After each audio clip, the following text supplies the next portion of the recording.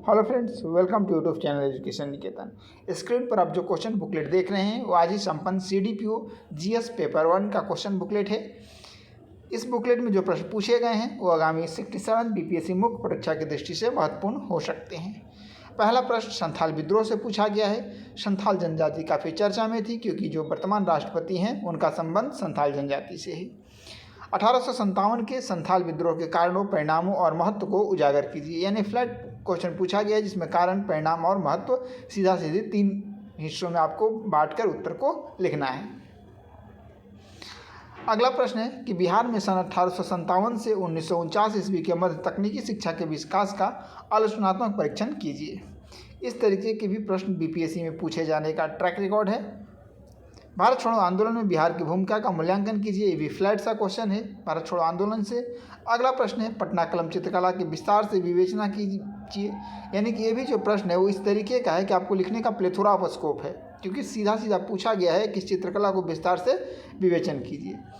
अगला जो प्रश्न है मौर्य कला की प्रमुख विशेषताओं का वर्णन कीजिए। ये लगातार तीसरा एग्जाम है BPSC का जिसमें मौर्य कला से विशेषताओं को पूछा गया है। इससे पहले ऑडिटर की मुख्य परीक्षा, AAO की मुख्य परीक्षा में भी मौर्य कला की विशेषताओं को पूछा गया था। जो अगला प्रश्न है वो शॉर्ट नोट लिखना है आपको। चंपारण सत्याग्रह, पाल कला, स्वतंत्रता संग्राम में गांधी की भूमिका, शैक्षणिक विकास में टैगोर की भूमिका। एक चीज़ आप याद रखना कि रविंद्रनाथ टैगोर से बार बार प्रश्न पूछे जा रहे हैं, तो आपको रविंद्रनाथ टैगोर पर्सनालिटीज़ में अच्छे से करके जाना है। खासकर इनका शिक्षा के क्षेत्र में योगदान, सांस्कृतिक विकास के क्षेत्र में योगदान, मानवतावाद के क्षेत्र में योगदान, अंतर्राष्ट्रीयवाद के क्षेत्र में योगदान और साहित्य और संगीत के क्षेत्र में योगदान। यानी कि 6 पैरामीटर्स हैं। इन 6 पैरामीटर्स पे कम से कम आपके पास 800 शब्द होने चाहिए लिखने के लिए, ताकि आप परीक्षा भवन में आराम से 500 शब्दों में अपने उत्तर को लिख सकें। अब आते हैं सेक्शन 2।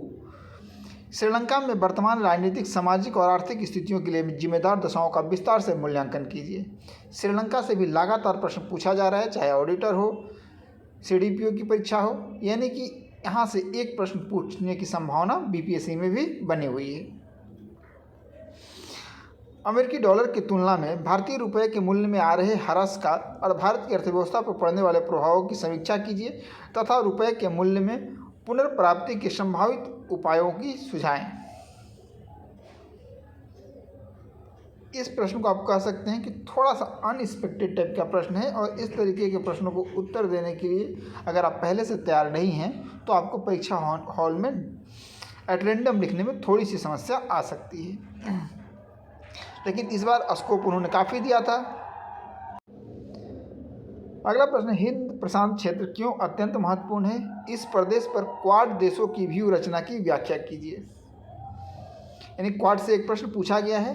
बिम्स्टेक, क्वाड, G20, ये सब ऐसे संगठन, G20 इस बार बहुत इंपॉर्टेंट है खासकर BPSC के पॉइंट ऑफ व्यू से। तो इसके बारे में आप टोटल जो फैक्ट्स हैं, इसकी स्थापना से लेकर इसके भारत पर प्रभाव, भारत जो अध्यक्षता कर रहा है उस पर भारत अंतर्राष्ट्रीय स्तर पर किस तरीके से एक प्रभुत्व स्थापित कर सकता है अपना, इन सारी चीज़ों को आप डायमेंशन वाइज पॉइंट फॉर्म में एक नोट्स अपना बना सकते हैं।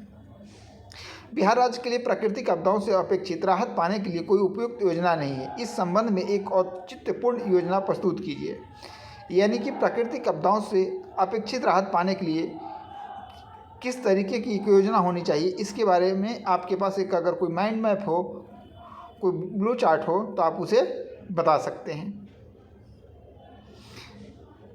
तो पहले तो योजना नहीं है, योजना क्या हो सकती है, पूरी एक डिटेल एनालिसिस आप इस उत्तर में कर सकते हैं।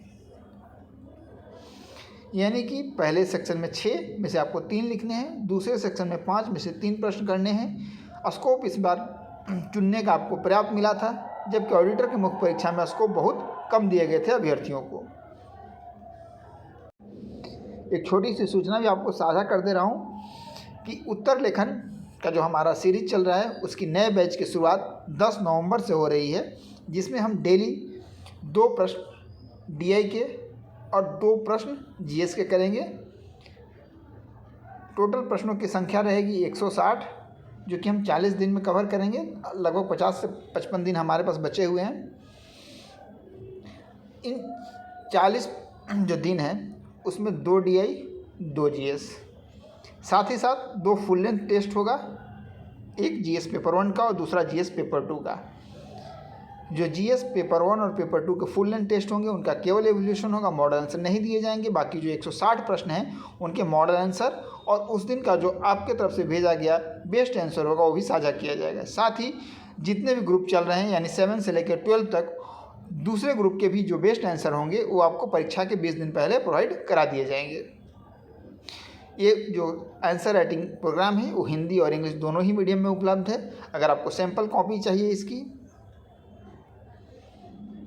तो 9582287624 इस नंबर पर व्हाट्सअप करके आप सैम्पल कॉपी मांग सकते हैं।